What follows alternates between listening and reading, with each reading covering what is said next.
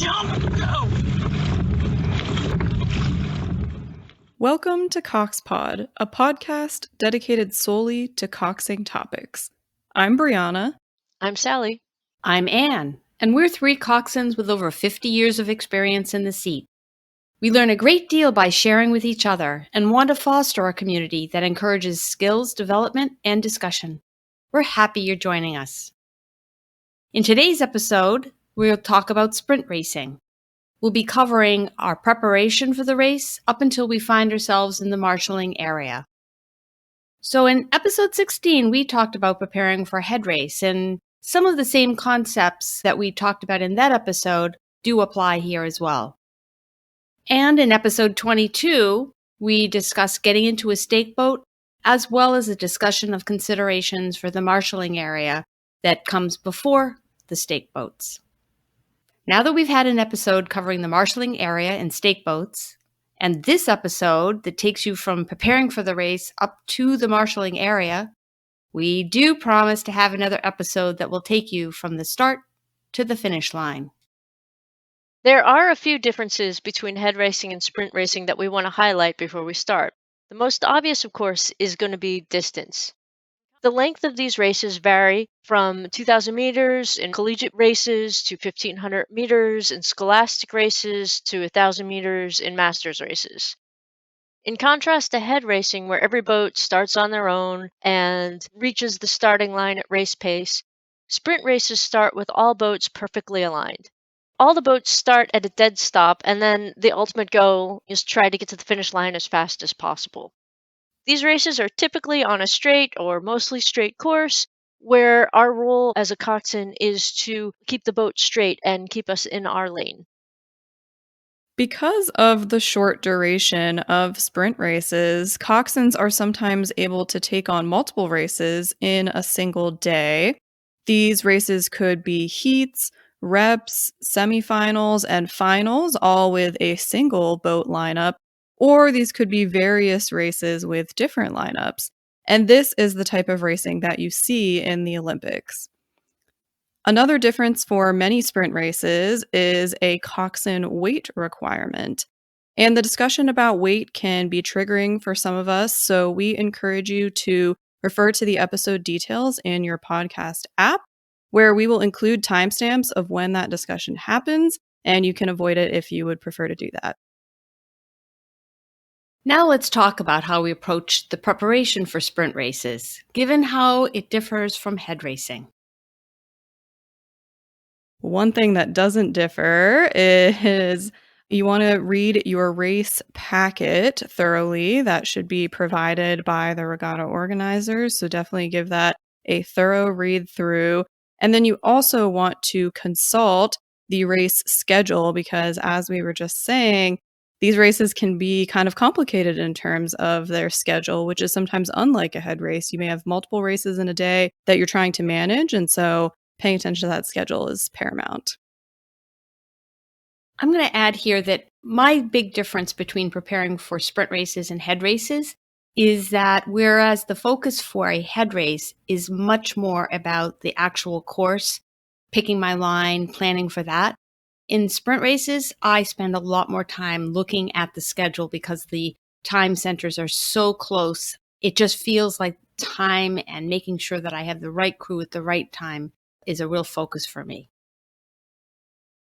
One of the things to think about, especially in a race schedule where there's progressions and heats, is if you're coxing multiple events, you want to make sure that if your boat advances, you're still able to cox it and honor your other commitments. Because if your one boat is going off at 3 o'clock, but the semis are at 3:15, it's unlikely you're going to be able to make it. So paying attention and looking at the long game is super important when looking at race schedules when you're coxing more than one boat.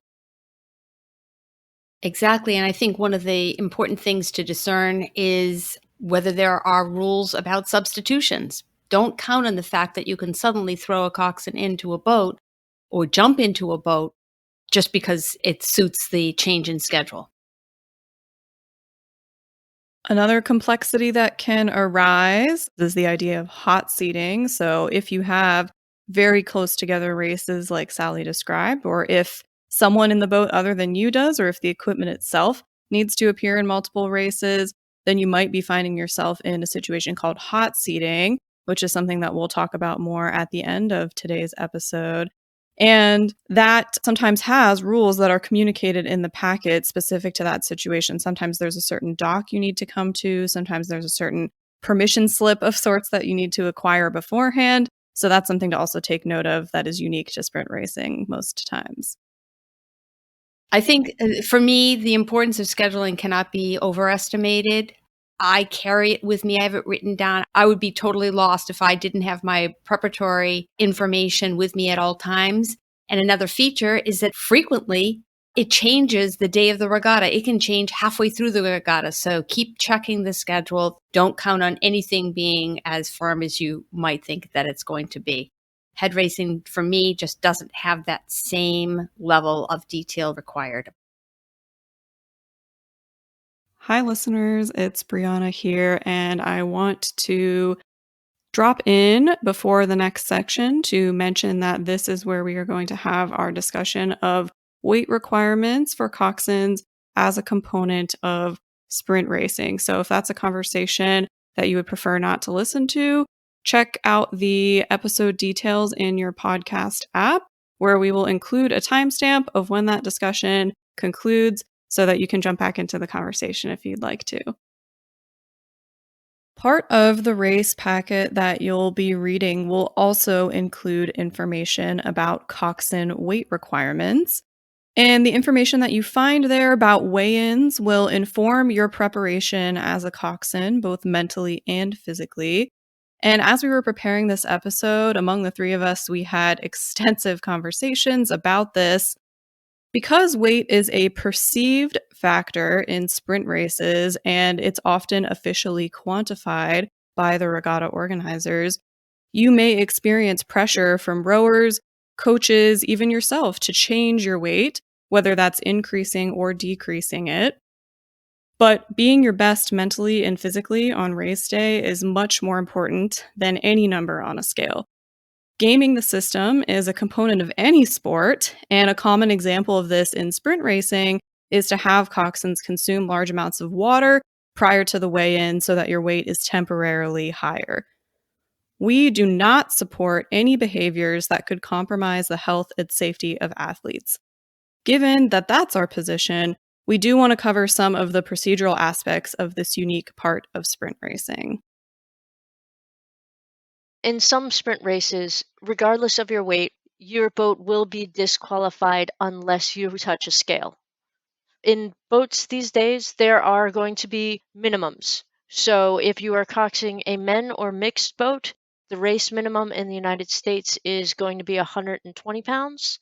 And if you're coxing a women's boat, the race minimum is going to be 110 pounds, which means if you are not at these weights, they will give you lots and lots of sand or weights to try to bring you up to that minimum.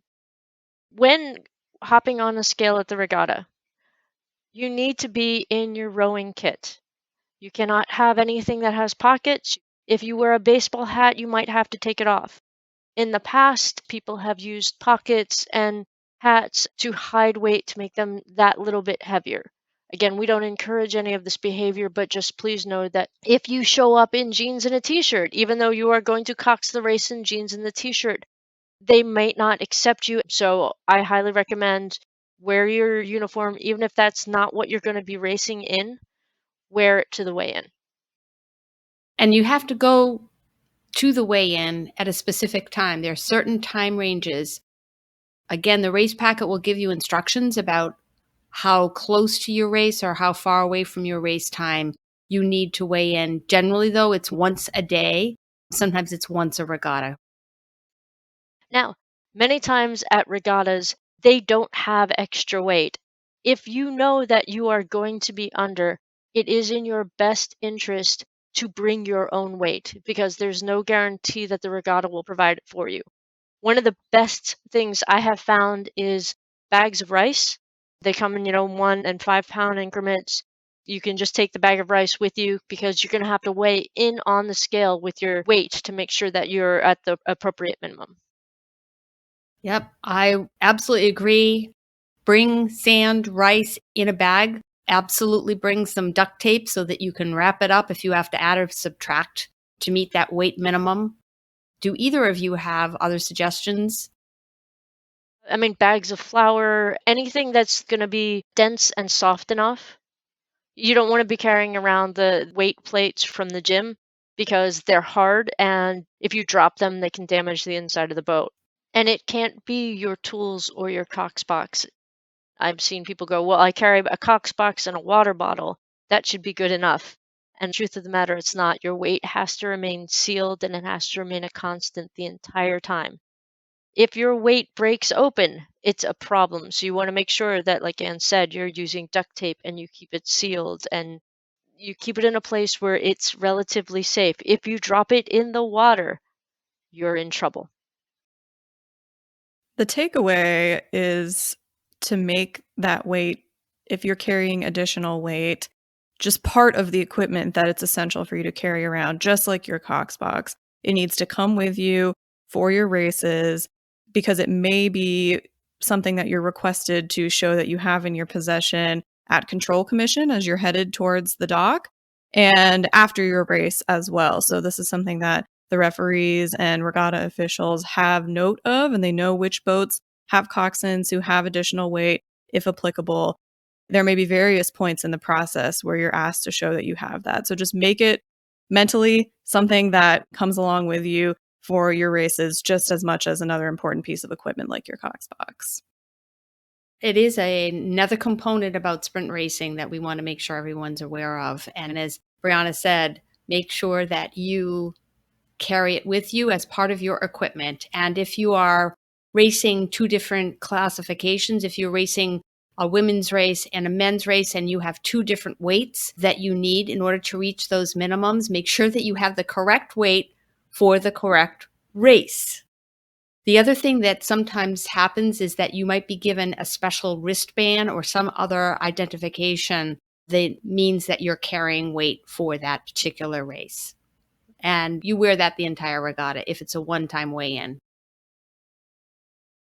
So if you have a suspicion that you may be asked to provide your own weight to bring yourself up to a minimum if you are not there, that may be something that you pack. And we've provided some suggestions here for bringing your own weight in reasonable ways.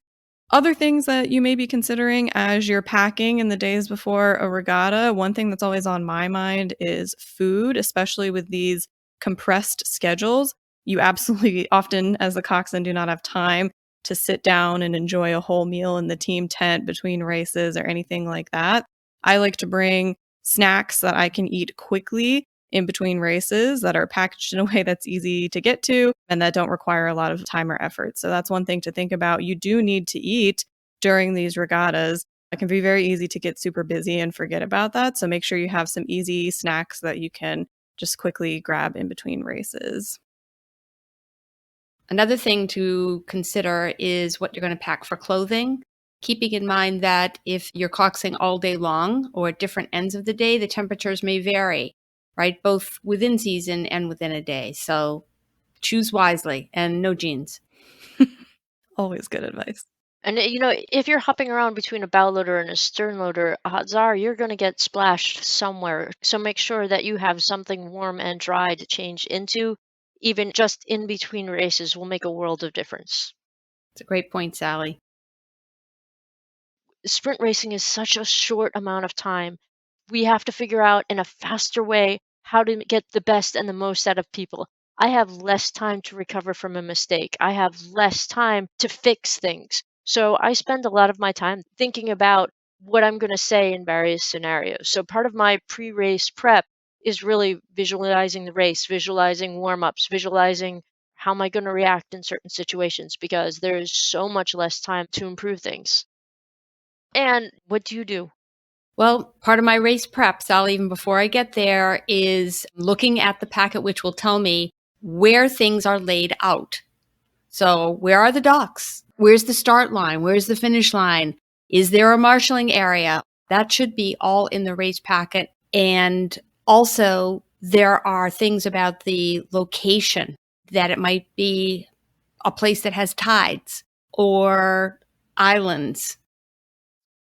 Part of what I do is you're looking for water flow where it's faster.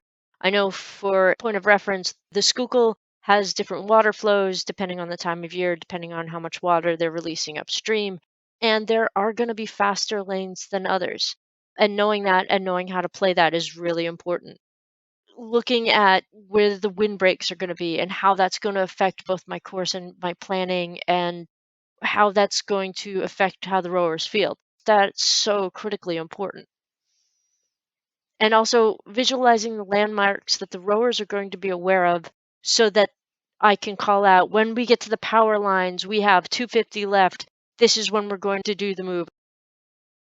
There are other aspects of preparation that are relevant to both sprint racing and head racing, and we discussed these in a lot of detail in episode 16, where we talk about preparation for head racing. These include things like getting all of the equipment that you'll need onto the trailer before you go to a regatta if you're traveling. That can oftentimes be a component of the coxswain's responsibility. And amid that, you want to make sure that you know where your cox box is, if you are responsible for bringing it, if it's going on the trailer, etc. That's important to know. You want to make sure that you communicate with your rowers about where they need to be and when should they be meeting at the trailer at the regatta site, when should they be ready to have hands on the boat, etc. You will likely have a coaches and coxswains meeting that you may need to attend at this regatta if they're holding one. On the day of or the day before, when you get to your trailer, you'll be rigging and double checking your boats. We have a whole list in episode 16 of things that we check on our boats. And then when it comes time for your race, you'll need to oversee the process of getting your oars down to the launching site. And then another aspect of prep is holding a boat meeting in advance with your boat and talking through your race plan. And you forgot the most critical part, Brianna. Making sure the rowers go to the bathroom. Well, that's part of it. I was thinking, where's my caffeine? True. True. Securing your caffeine. Say the second most important thing is locating the portalettes. Is there sufficient toilet paper? How much time it will take before we launch? But where will we get our caffeine? Because we are going to need it. Sally's preparation has its own unique flavor, so to speak. I'm glad you mentioned the importance of those many steps before we actually get on the race course, Brianna. Some of them done before you even arrive at the site, some of them done at the site.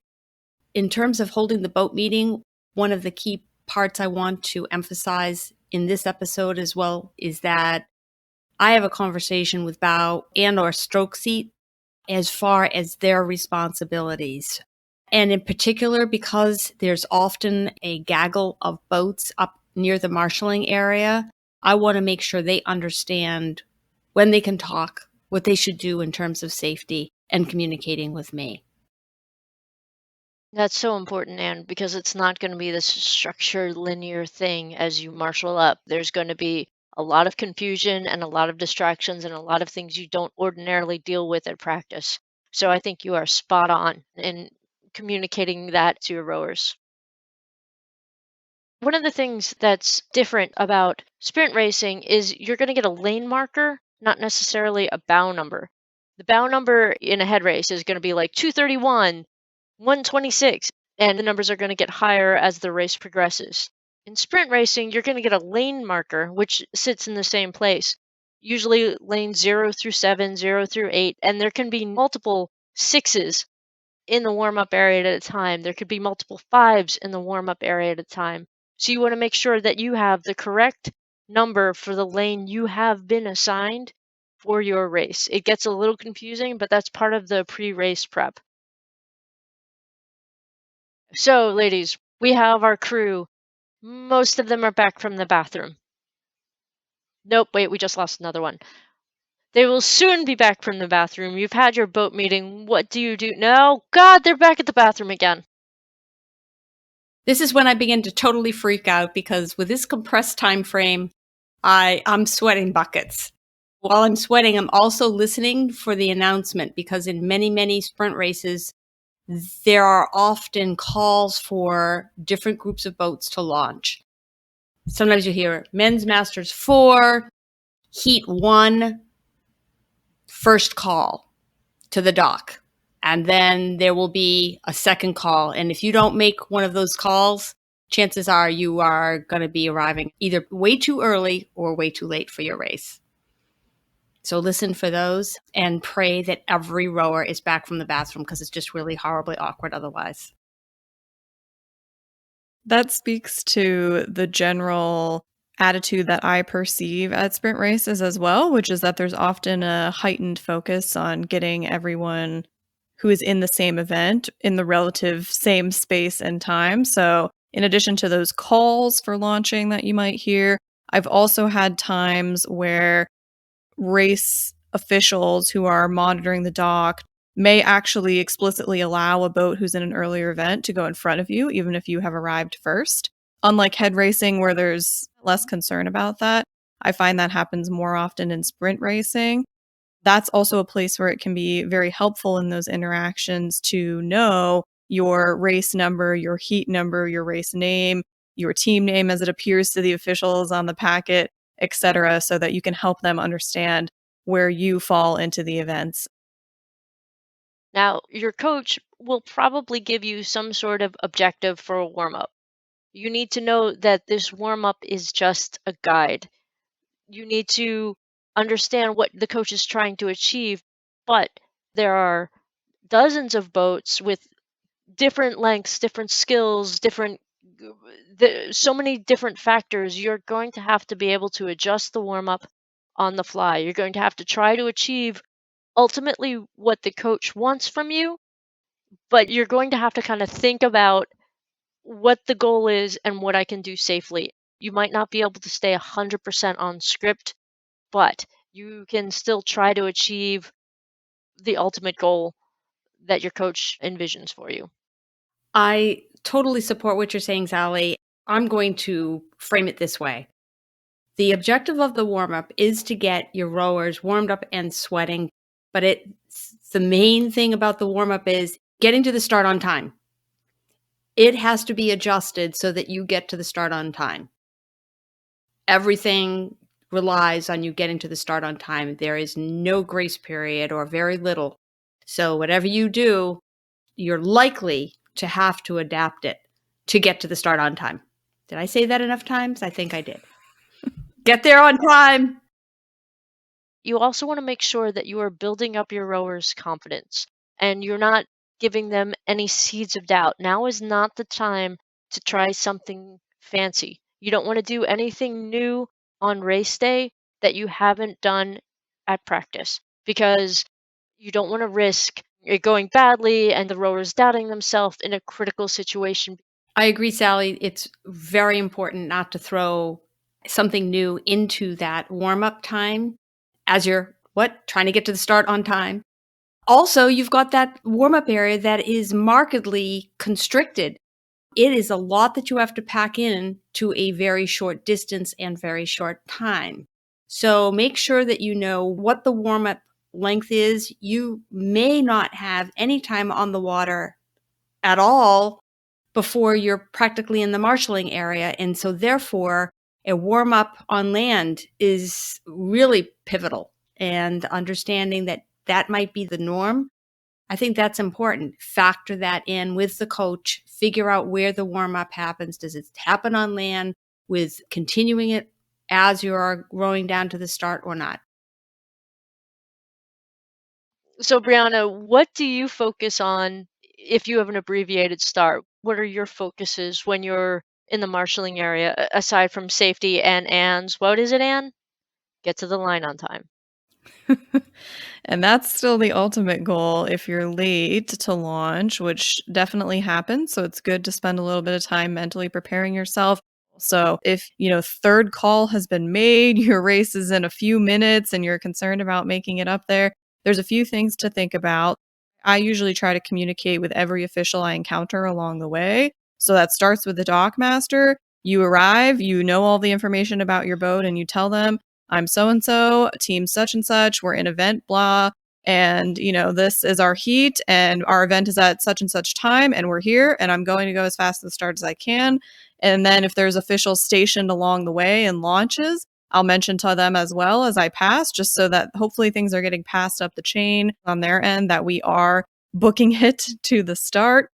You can communicate with other coxswains as well. And if you're on the receiving end of this, treat them with respect. A coxswain might be in crisis, might be on their way up and concerned about making it. And so if they're asking to pass you and their event is well in front of yours, that's a place where we can communicate respectfully and help each other all have a positive race that happens on time. And then part of the additional triage that I will be doing is, like we said, your coach may give you a warm-up plan. But if you know that you're late to the start, you need to start skipping all the parts of that plan that slow you down. So this would not be the time to shove off the dock and start an arms-only pick drill. We need to get all 8 rowing immediately and get ourselves up to the start. So in situations where, whether it's because of time circumstances or because of space, I find myself very constrained, I have a little tactic I like to use where I will stop the boat. I'll let a little bit of space open up in front of me as other boats pull away. And then I will have my rowers sit ready at their start, wherever that is, half slide, 3/4. I'll have them do our start sequence. I'll have them do 5 high strokes, power strokes, whatever you call them. And then I will have them lengthen out for 5 strokes. You might call that a settle, a stride, something else, depending on your vocabulary in the sport. And that is a really quick way to experience all of the parts of the race. The start, the high strokes where you're really powering off the starting line, the settle, lengthen movement where you're changing pace down to your base pace, and then a few strokes at that pace. So that's a good little, the 5-5-5 is a good little kind of way to kind of get every little piece in a very compressed time and space fashion. So that's something that I like to turn to a lot. I also use the 5-5-5 during the warm-up, but I was wondering, Brianna, if you could just describe a little more fully what you mean by 5-5-5, because maybe it's different for me. Absolutely. So for me, the first 5, these are not 5 full strokes. These are the 5 strokes of the starting sequence. Yours may not be exactly that many strokes, and it may vary in terms of length. Everyone has their own opinions about half and 3/4, etc. So it's 5 strokes of some probably shortened length as you get the boat up to speed. Then 5 strokes that some people call high strokes, some people call power strokes, some people call a blitz. There's all kinds of terminology for those early strokes getting off of the stake boat. And then we lengthen or settle or come into our stride of our main bulk of the race pace strokes. That's going to be the remaining 5. So start 5, high 5, lengthen 5, or whatever you're going to call them with your boat. That's how I approach that. Mm-hmm. And Brianna, do you also do that with crews that you know really well and have practiced with? That's a great question. Yeah, I like this strategy really for anyone. It takes some skill to be able to quickly perceive in that very compressed time frame what might be wrong, and then I can quickly adjust from that. So, okay, we were not on the same page as we lengthened out. When I called that move, we totally lost power. We need to try to do that by bringing the rate down and not compromising on power. So we're going to do one more, and then I see there's complete traffic up ahead, and that's all we have time for. So we're doing one more. We're focusing on this. And so I'll kind of use that regardless of whether I know the crew or not, to feel out what needs work. Another thing that I like to take note of, especially if I don't know the crew well, is if anyone is out pulling other members of the boat, because what you'd hate to do, which has happened to all of us, is go off the starting line and just careen into another lane. So if I notice that someone is a little overpowered in that situation, I might ask them to just go lighter on those first couple of strokes and then bring their full force to the boat just so that we can stay straight in our lane. So there's a lot that you can perceive in those first few strokes that you might get to practice, and that might be all that you get. So I like that strategy. And I guess thinking about that a little more, I do try to do 5-5-5 at half pressure, half rate. And then, because I'm so close to other boats, I'll usually have to stop, wait for them to pull ahead or whatever. And then I will do at what we expect our actual racing pace to be. But I do find, especially with crews that don't row together all the time, that is a very helpful thing. One of the things I like to do is if given the room, I like to do flying starts, so I don't actually stop. So I will use part of the warm up and we'll keep rowing and I'll go, okay, we're going to do the starting sequence, half pressure, half speed in 3 strokes, in 2 strokes on this one, then go half, half, 3/4, length and full. So they get to practice a little bit of the starting sequence with momentum. If possible, I do like to turn the boat and do at least 1 or 2 starts in the direction of the race course so they get the feel of the wind and the current and how it's going to affect the starting sequence. But I do like to incorporate the starting sequence on the fly as we're rowing because I think that's really helpful in bringing the boat together. When you do the starting sequence, when the boat already has momentum, it's a little bit more stable. The rowers relax. Again, we're using this time to help build their confidence. And why am I so nervous now? Because I'm feeling like I'm in that general area, and it's very exciting, but it's a lot to take in. And I generally am deeply focused on safety, relationship to other boats, and pulling my crew together and understanding how they are behaving that day and responding that day.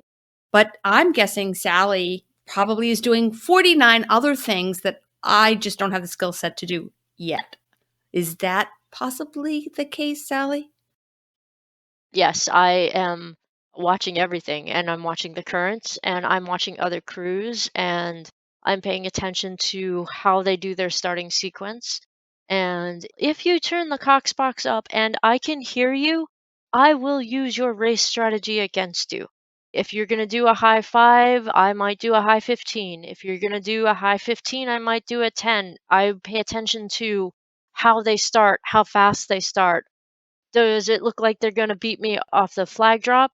Or do I think that we will beat them and have to hold them off? I'm watching what you do, who's listening to your coxswain when they're listening to your coxswain, what people are doing, and then I'm slowly modifying my race plan to get the best out of my rowers and to give them the maximum advantage right up until the end. I think it's a great skill set, and it's something that is, to me, a very advanced level of skill that I aspire to. And for our listeners, I look forward to reading on Slack how you approach this. What are you doing on your way from the launching dock up to the start? How do you handle that compressed time, that compressed distance? Often lots of boats in varying aspects of their practice and warm up. Look forward to that. I think another thing as we talk about getting closer to the marshalling area is it's really important to try to position your crew, your boat, on the side that's going to be closest to your lane. So as we get into that final warm-up area, it's really helpful to make sure that you are in the general vicinity of the stake boat, the pontoon, or floating start area, so that you're not having to cross perpendicular to all the other boats that are practicing, nervous, excited, and moving quickly. And all of that is magnified when you're in a bow loader. All the safety considerations are amped up when you are in a bow loader. One of the things you guys are clever to bring up is that everything's compressed, including how much area we have to warm up in. And sometimes, because sprint racing will happen in February, it's brutally cold. And because of basically the trauma of the sprint, if your rowers' muscles aren't warm, they can do serious damage. They can pull things, they can hurt things, bad things can happen. So you can do things like stationary drills to keep your rowers moving, backing, pushing, just to keep those muscles moving and warm. It's not going to be as warm as you like, but if you're sitting there and it's cold, you're going to want to do things to help keep your rowers warm. And you're going to have to think a little bit outside the box because if they go into the sprint cold, like you have this fabulous warm up, you get them warm and sweating, and then they sit for 20 minutes. That's not helpful, and that could potentially cause some harm to them. And that is not an unusual situation, Sally. So thank you for reminding us all the importance of keeping those rowers moving in warm and not just sitting and stressing about the fact that they're lining up for their sprint race. Sally, could you share some of the strategies that you use when you're in the marshalling area and you can't actually move forward and backward with the boat, but you want to keep your rowers warm? We have to think, am I working against the current? Am I working against the wind? If that's the case, that the wind's going to keep blowing me back, I can have the rowers take strokes. I can, row by pairs and have other people provide check so there's more resistance. I can have one pair rowing and one pair backing. I can do sliding catch drills. Just being creative, because you'll probably be able to move, 2 or 3 feet forward, 2 or 3 feet backwards, but just enough to keep them sliding and the muscles engaged, even if it's just up and back on the slide, up and back on the slide with, blades quarter buried, just something to keep them moving and not freezing. Yeah. Good point. And in episode 22, we pick up from this area and talk in a lot more depth about what we do from the marshalling area through to attaching onto a stake boat, if that is part of your responsibility at a sprint race, and then being ready for the moment of the start. So that's where we pick up in episode 22, titled Stake Boats. So before we get to the race, and really that's why we're all here, Brianna, you mentioned hot seating and needing a permission slip. I don't think I usually get a permission slip. I just apologize profusely afterwards. But what do you mean about a permission slip?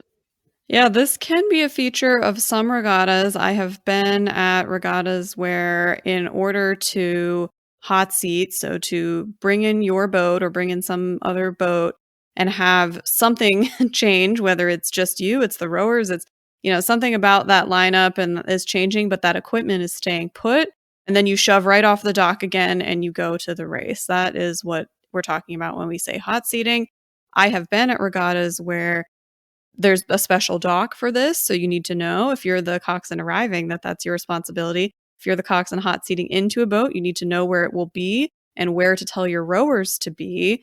And then I have also been at regattas where not only do those systems exist, but also you need some kind of card, some kind of brightly colored physical card that you need to obtain from somewhere official at the regatta. And you need to brandish that as you're coming into the dock, and that's a sign to the officials that you are intending to hot seat. So there can be any number of systems out there to indicate that you are hot seating. And if you are the coxswain who is hot seating into a boat here, let's talk about, you want to make sure that your rowers know when and where to be. So again, is it a special dock? What time can they be expecting that other boat to come back? But make sure that since they'll probably be near a recovery dock, make sure that you don't have a gaggle of 4 to 8 rowers clogging up that space as people are trying to bring their boats off the water who are not hot seating. So just make sure you guys are behaving respectfully in that area. You're ready to go down and change out quickly, but you're not causing a problem that officials are going to have to talk to you about. The problem with hot seating is you have to work out all the details for the second race before the first race starts. So you have to have your boat meeting and work out lane numbers, and you have to work out where the oars are, where the people are, and all of this needs to be communicated before you leave for the first race. And I've done it where there have been like diagrams, and we've moved salt and pepper shakers around trying to explain who needs to go where and who needs to pick up what. But all that needs to be thought of and considered beforehand for it to go smoothly, because rowing has so many moving parts. It is so easy to screw up a hot seat and so easy to miss a race because 3 rowers thought they were supposed to be on the recovery dock but went to the put-in dock, and then they brought the oars and there was the wrong bow number, and I'm in the boat and where's my cox box, and this is the wrong weight. Like, so many things can go wrong. And I don't have any coffee. The real tragedy of it all. The most egregious issue. Yeah, that's right. There should be a card for that, Sally. Sally's, I need a quick sip of caffeine. But yes, hot seating, boat, people, anything. It is quite the event. So for those of you who do that, enjoy. I think this is an opportunity for coxswains to support one another. That group that's the second race could benefit from having a fellow coxswain or other leader in the team come and help with that wrangling that has to take place in order to execute this, particularly when there are very, very tight centers. I mean, some sprint races have 3-minute centers, meaning that the races go off every 3 minutes. That's a lot of planning and execution that needs to take place seamlessly. I think we can conclude by reminding listeners that in this episode, we really focused on the way that sprint races are unique, including how they're unique from head races that we've covered in prior episodes.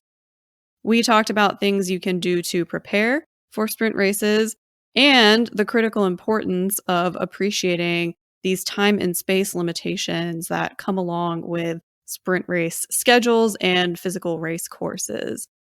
And as is true for many things in coxing, one of the biggest skills that you can bring to this is flexibility and adaptability to all of these changing situations. You will break if you do not have flexibility and adaptability at sprint races, even if you are coxing 1 in a day or 12 in a day, right? Yep. And so, what do we feel about sprint racing? It's so awesome! It's so awesome! And you go fast, and then you get to do it again, and then you get to go faster, and then there's more, and it's so awesome. It's like speed chess, but better. That should be the title of this episode. Like speed chess, but better. But better. No, I really love sprint racing. I mean, I love racing, period. And I love that in head racing, I can bring more strategy, more nuance, more coaching to the crew. But sprint racing is just adrenaline and energy and instinct. And I'm a bit of a junkie. If you want to see Sally get even more excited, just wait till our episode called Sprint Racing Start to Finish Line. As we close, Sally, how about a quick pick? So one of my favorite sprint races is the San Diego Crew Classic. And what they do is they give you these little pennies. So every coxswain will wear a color. So lane 1 will have orange, lane 2 will have green, purple, blue, all this. So in addition to the bow marker, you have pennies on so you can identify from a greater distance who's in what lane, who's in what group. It's just incredibly useful and incredibly helpful visual. Love that idea, never seen it, but I wish we could adopt that broadly. What do you think, Brianna? Yeah, super cool. Especially if they coordinate the stake boat holders with matching shirts. Yay! Then we'll know. We're supposed to be in lane 1. We're wearing green. They're wearing green. We're set. Paint the pontoons that color. Yeah. All the greens are lane 1 or lane 0. I love it. Yep. And how about a shout out? We want to shout out Linda Gaida, who was our guest on episode 19 and is really the person who emphasized for us the importance of preserving our voices as coxswains. If you haven't heard that episode, we highly encourage you to check it out, especially because our voices are really vulnerable during sprint race season, where, as we've said here, we may have many races in a single day. So that's a bonus tip at the end of the episode here to really make sure that in between multiple races, if you have them, you are resting your voice and truly resting it. And you can listen to more about that in episode 19. And we are ready to finish up this episode. And as we do, we want to thank you for listening. We invite you to engage with us on social media and join the discussion on Slack. If you like what we're doing, please consider financially supporting us on Patreon. We're excited to bring you more content soon. And until next time, I'm Anne. I'm Brianna. And I'm Sally, signing off for now.